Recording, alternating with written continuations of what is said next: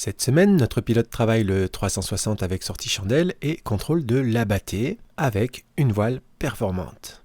Le 360 est incliné à environ 30 degrés, comme on peut le voir ici. Le pilote peut donc sortir de sa rotation sans contrer, juste en relevant la main droite. La voile redresse et entame sa ressource. Le pilote est un petit peu en retard et trop timide sur sa compensation. On voit qu'il a aussi un geste parasite avec la main gauche qui rend inefficace sa compensation de roulis.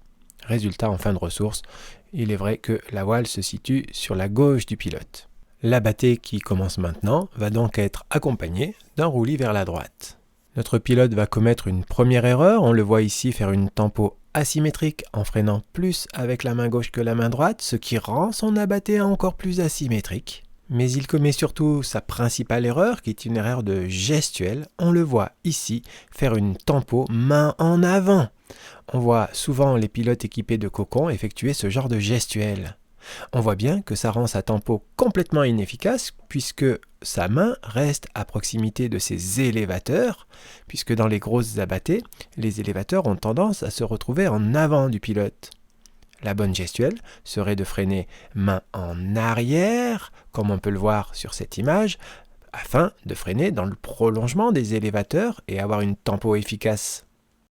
Et comme ce n'est pas le cas, la sanction est immédiate avec une fermeture massive de la voile. Il faut alors remonter les mains bras haut en attendant de revenir sous la voile.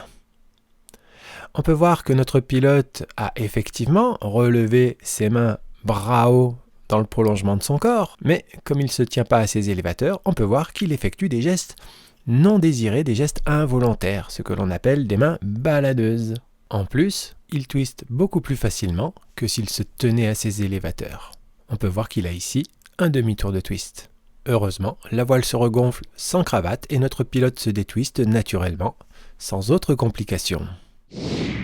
Il semblerait que cette mésaventure n'ait pas servi de leçon à notre pilote puisque sur un essai suivant, dans le même vol, il va commettre la même erreur.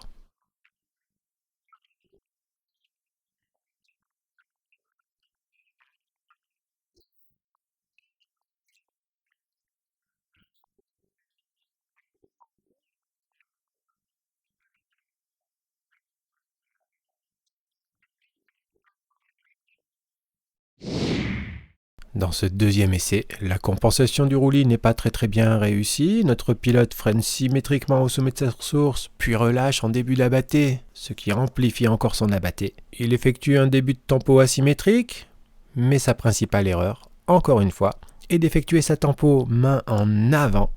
Sa tempo est complètement inefficace. Et c'est un deuxième vrac assez spectaculaire. Avec une voile qui heureusement ne cravate pas, notre pilote s'en sort sans autre complication. Revoyons ces deux vracs à vitesse réelle. Le premier et le deuxième. Pour freiner efficacement une abattée, il faut freiner main en arrière dans le prolongement des élévateurs.